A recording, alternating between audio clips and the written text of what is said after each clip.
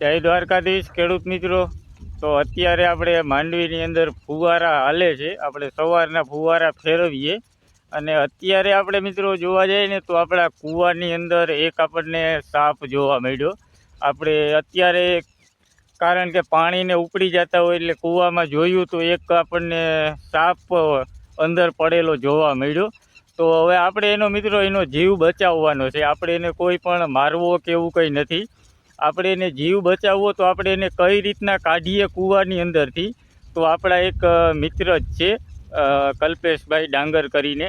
તો આપણે એને અત્યારે ફોન કર્યો છે કે વાડીએ તમે આવો અને આપણે કૂવાની અંદરથી સાપનું રેસ્ક્યુ કરવાનું છે। તો કઈ રીતના કરીએ અને કયો સાપ છે એ પણ તમને અત્યારે કૂવામાં પાસે જઈ અને હું તમને બતાવું। તો વિડીયોની અંદર લાસ્ટ સુધી જોડાયેલા રહેજો। તો આપણે મિત્રો હવે એને આપણે કૂવાની નજીક વાયુની અંદર આવી ગયા છે, તો હું તમને બતાવું આની અંદર સાપ આપણને ક્યાં જો બેઠો છે એ। તો આપણે ઝૂમ કરીએ, દેખાઈ જાય તો હા મિત્રો જોઈ શકો તમે, અહીંયા સાપ બેઠેલો છે। આ સાપ આ રીતના પોઝિશનમાં બેઠેલો છે અને કૂવાની અંદર પાણી પણ છે અને ઊંડાઈ પણ બહુ છે। તો હવે આપણે રાહ જોઈએ કલ્પેશભાઈ આવે પછી એને પૂછીએ કે આ કઈ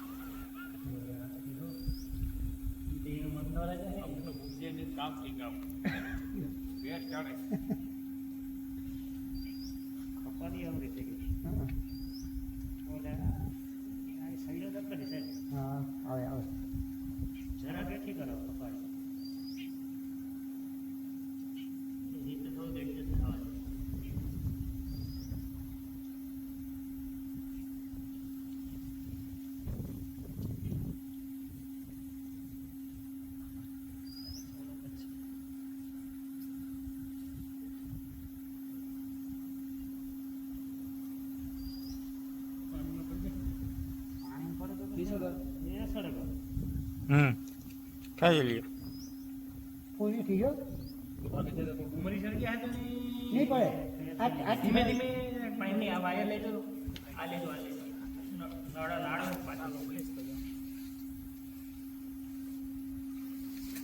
भाई मत कहते रे को के लिए खराब नहीं करे हां निकले बोल असली है भाई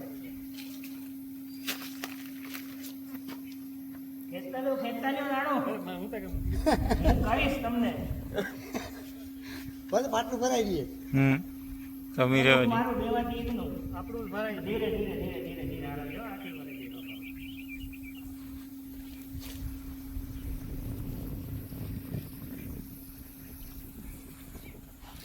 આઈ આઈ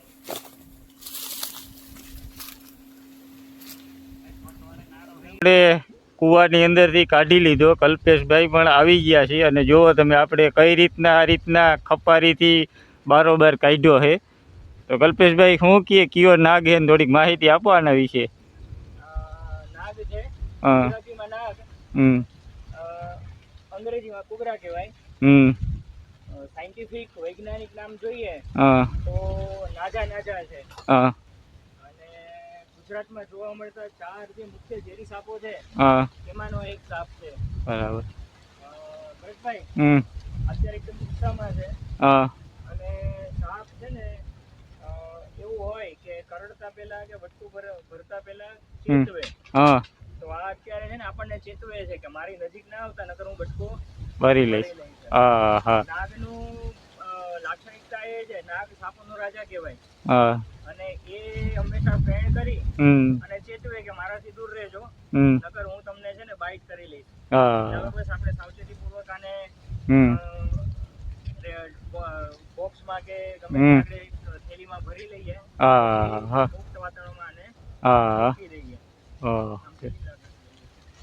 જોઈ શકો મિત્રો કઈ રીતના બેઠો હોય અત્યારે।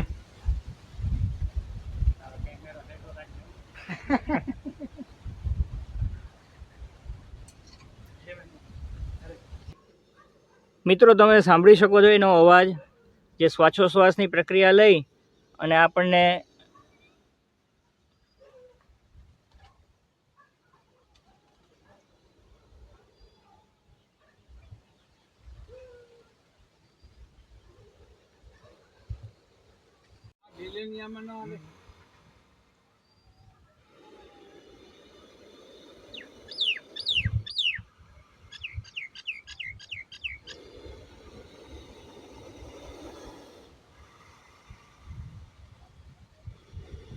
તો હવે ફાઇનલી મિત્રો આપણે જો સાહેબ હે ઈ પકડે છે બોટલ ઓલાની અંદર રેસ્ક્યુ કરીએ, જોઈએ કઈ રીતના પકડે છે શું છે.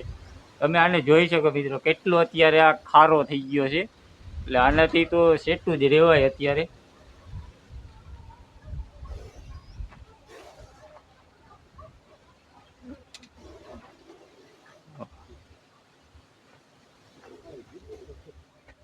અત્યારે મિત્રો ફૂલ ગુસ્સામાં હોય ને એવું લાગે છે.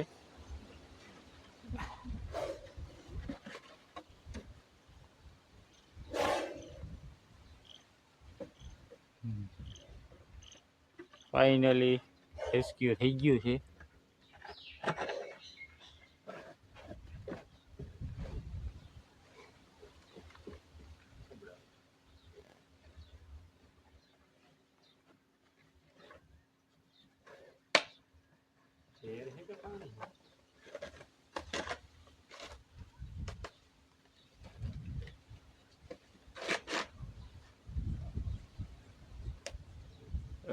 કમ્પ્લીટ થઈ ગયું. તો તમે જોયું એ રીતના મિત્રો આપણે સાપને પણ કોઈ પણ પ્રકારનું નુકસાન ના થાય એ રીતના સુરક્ષિત રીતે રેસ્ક્યુ કરેલું છે.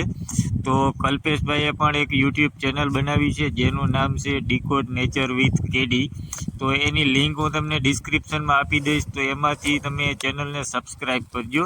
અને આ ચેનલની અંદર વન્યજીવને લગતા વિડીયો, સાપના રેસ્ક્યુ અથવા જંગલને લગતા બધા પ્રકારના વિડીયો તમને જોવા મળશે.